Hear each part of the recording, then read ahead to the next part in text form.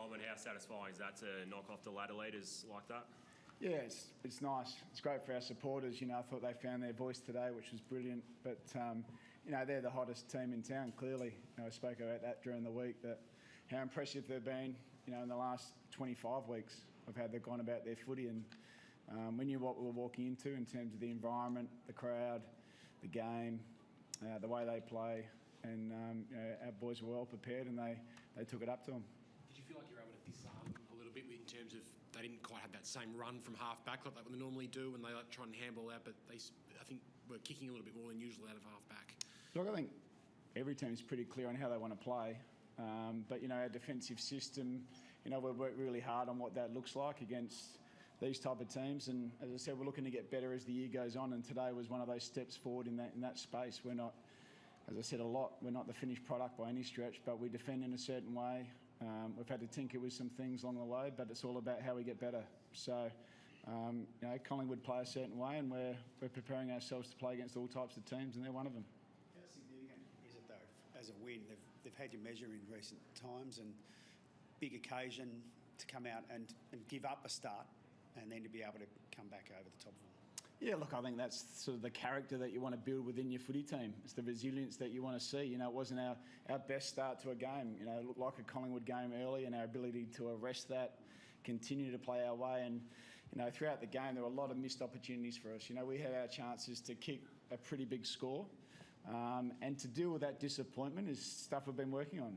That performance mindset around how we deal with mistakes, how we move forward, and how we stay in the now and be really present. And I thought our boys moved on from all those mistakes and opportunities that we coughed up, and we were still really strong towards the end of the game.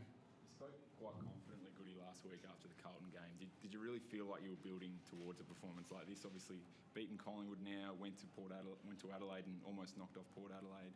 Do you feel like you're trending in the right direction? Yeah, we do. But, as I said, we were 8-4 heading in. And we want to be a team that builds towards the back end of the year. And there's been things in our game that have been really strong. And we're going to continue to try and make them even stronger, because that's where the game sits when the big games come around. You need to be strong in those areas. So we feel like we're in a good position, but we want to keep improving as the year goes on. It's something we've really honed in on as a coaching group, as a playing group, and that continual improvement, I think it's on its way. Do you feel like you didn't build towards the back end of the year as well last year? Oh, look, last year was last year, and people want to try and compare journeys, over periods of time and years, but that's not the space we're in. We're on making this year the best possible year we can have. And as I said, today was just one of those small steps forward in that space against a really, really strong, positive footy team. You mentioned you could have kicked a really big score. I mean, how important is that to rectify that going forward, build on what you've been able to do today, and then translate that to a bigger score? It's going to become crucial towards the end of the year. Yeah, we've got some work to do.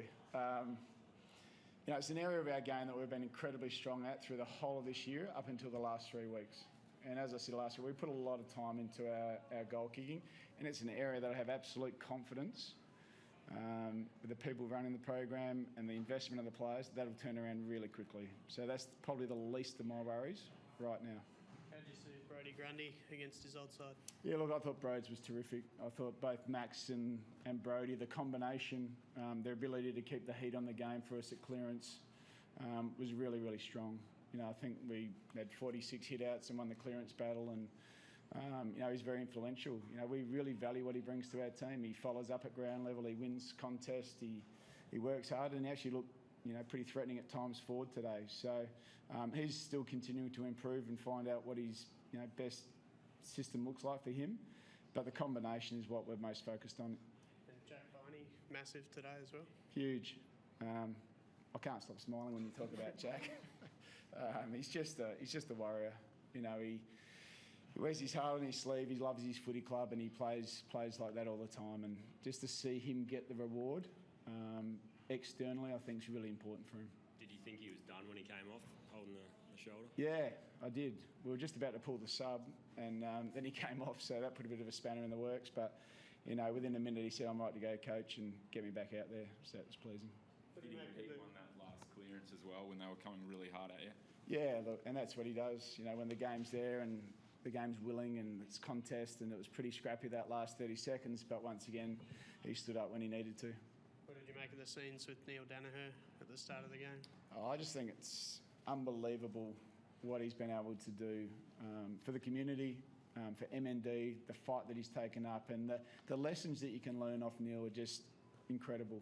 And we've been in a really fortunate position as a footy club and players and staff to listen to those lessons over the last 9 years. And once again, he's touched our hearts through the week.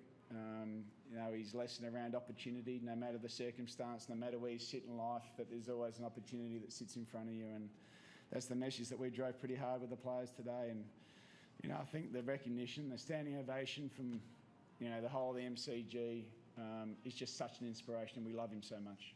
The Guard of Honour particularly was quite moving. Was that a dual club idea? Yeah, it was. We wanted to recognise Neil. You know, it's 9 years he's been doing this, and he's raised over $70 million for the fight. It's just an incredible thing that he's done, and he continues to fight, and he's fighting for the right cause. And as I said, he's such an inspiration to, especially the Demon faithful. He's given our club so much, and we're very, very inspired by him. You had the Collingwood chant going at training this week. Feel like that paid off? I thought I might get that question. Yeah, Chugga had it going for his goal kicking. It didn't work too well, did it? But, yeah, look, we just wanted to embrace everything about the game. Clearly their supporters have enormous impact in their games, in the way that they play. So we wanted to embrace that and attack the game and be really aggressive in the game. And that was just one of those things. But I thought, shit, I'm losing my voice here. I thought our supporters, in the end today, were inspired by the things that we value. And when I talk about that, I think I talk about our defensive actions, our tackle, our pressure, our ability to win contests. And I think if our supporters can get in behind that, they can propel this team further forward than they think. They're a huge part of our progression to being the team that we want to be. Heading into the bye now, Simon, like, what's the plan? How many days off, and what are you sort of looking for from the players? Yeah, so we've got another big game against Geelong down in Geelong, so we'll give our boys 4 days off and let them reset mentally and obviously physically.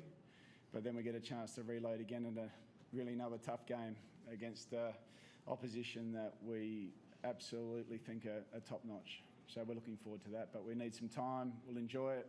We'll have 4 days, but we'll get back to work pretty quick. Clayton Oliver be okay this time? Yeah, I said he definitely played, didn't I, this time last week. So I'm pretty certain he'll play. All right? Pretty certain. But you can hold me to that during the week. Thanks, guys.